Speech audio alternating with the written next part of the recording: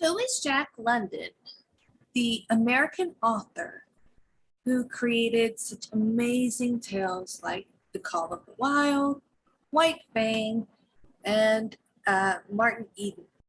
So, a couple of things to know about Jack London. He was, of course, an American author.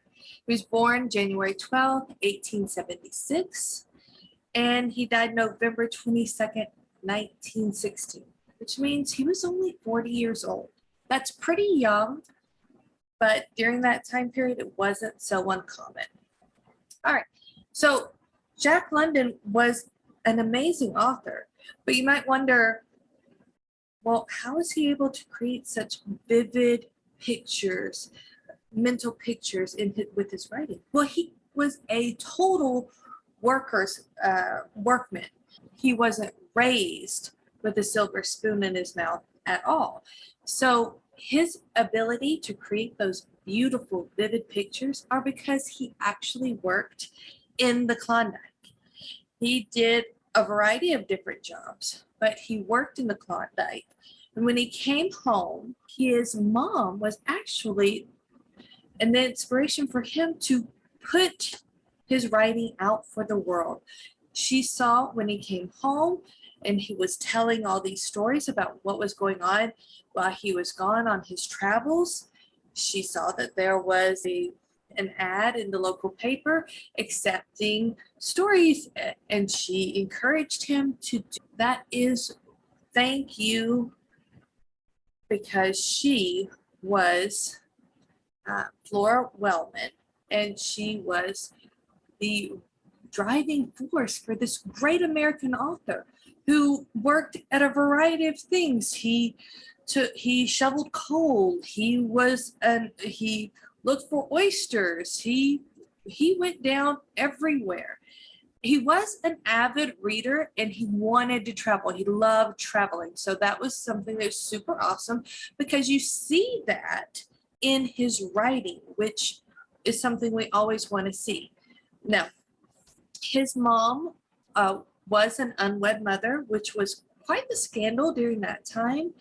But his father was actually pretty successful. But he wasn't.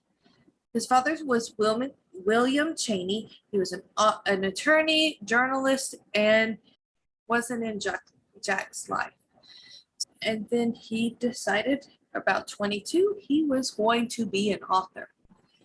And he wrote on his experiences in the Yukon, or the Klondike, which we will cover in another video, the real history of the Klondike gold rush, or the Yukon gold rush, because that's the pivotal point of the entire novel, the Call of the Wild novel, at least.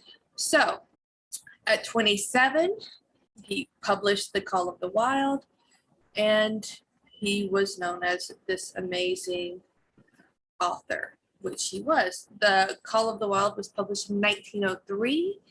In 1906, he wrote White Fang, which is another amazing piece of literature.